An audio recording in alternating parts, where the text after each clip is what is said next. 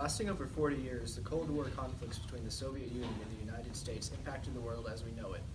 Ronald Reagan, the 40th President of the United States, is credited with dismantling communism in Russia and preventing its spread around the world. Today, we discuss the events leading to the fall of communism and the impact on the United States. In 1961, with the building of the Berlin Wall, a line was drawn across Europe separating the free world from the communist world. In 1987, during a speech in front of the wall, Ronald Reagan called for its removal. We welcome change and openness, for we believe that freedom and security go together, that the advance of human liberty can only strengthen the cause of world peace. There's one sign that the Soviets can make that would be unmistakable, that would advance dramatically the cause of freedom and peace.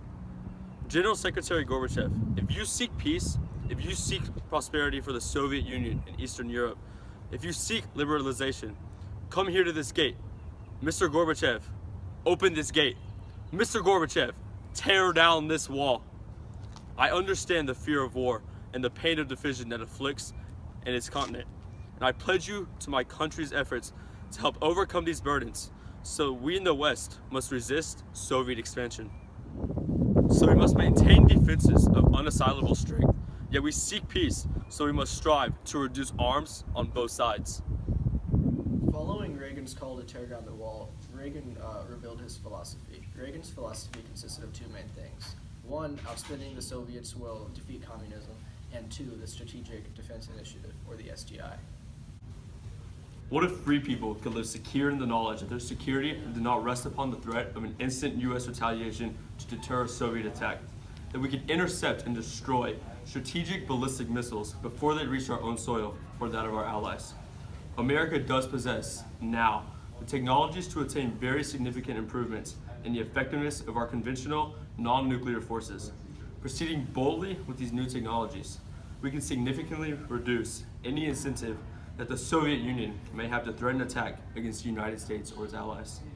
My fellow Americans, tonight, we're launching an effort which holds the promise of changing the course of human history. There will be risks, and the results take time, but I believe we can do it. And as we cross this threshold, I ask for your prayers and your support. In 1980, due to the Soviet Union failing to remove troops from Afghanistan, the United States, among many other countries, made the bold decision to boycott the 1980 Summer Olympics in Moscow.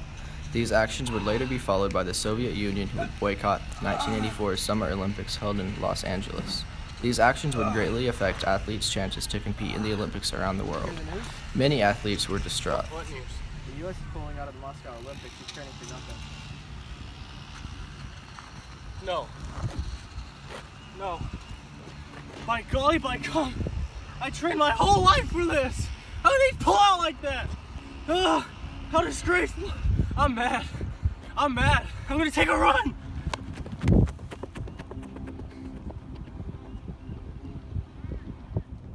Hey, did you hear what happened? What? Russia's not going to the Olympics. Why? Because their voices. Just because of what Russia did to us? Yeah. Wow, my whole life for this. I'm gonna go home. Beginning in 1985, Ronald Reagan and Mikhail Gorbachev met at multiple summits to ease relations between the two countries. The first summit took place in Geneva, Switzerland. Although no agreements were made between the two leaders, this summit began the process of easing the Cold War tensions. The next summit took place in Reykjavik, Iceland. At this summit, Reagan and Gorbachev discussed arms control agreements, but no agreements were made. The most important of these summits took place in Washington, D.C. at the White House. Here they signed the INF Treaty and discussed further nuclear arms agreements.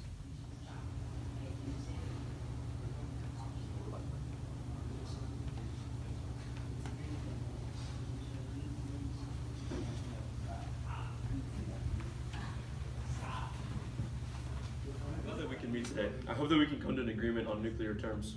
Agreed. Let's get started on the INF treaty. Sounds great. The INF treaty sounds really good, actually. Now let's go on to the arms treaty.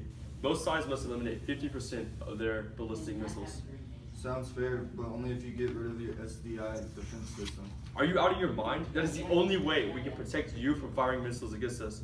The SDI should not be involved with this. I will not reduce our ballistic missiles until you agree to get rid of your SDI system. I do not trust you enough to get rid of our defense system. Take the SDI off the table.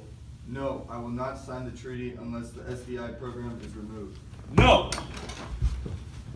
During Reagan's presidency, he focused on containment. Reagan did not want communism spreading across the world, and more specifically to the Americas.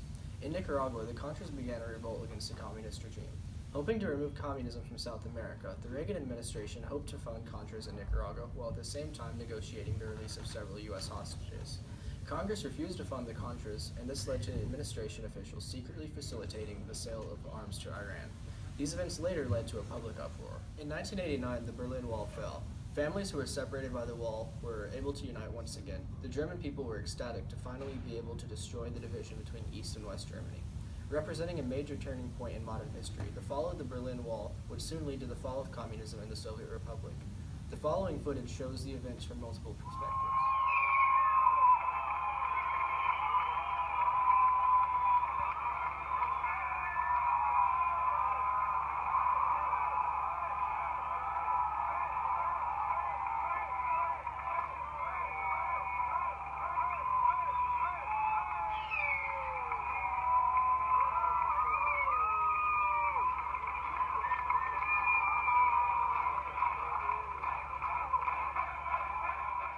Thousands. Occasionally they shout, Die Mauer muss weg, the wall must go. Thousands and thousands of West Germans come to make the point that the wall has suddenly become irrelevant. Something, as you can see, almost to party on. How do you measure such an astonishing moment in history?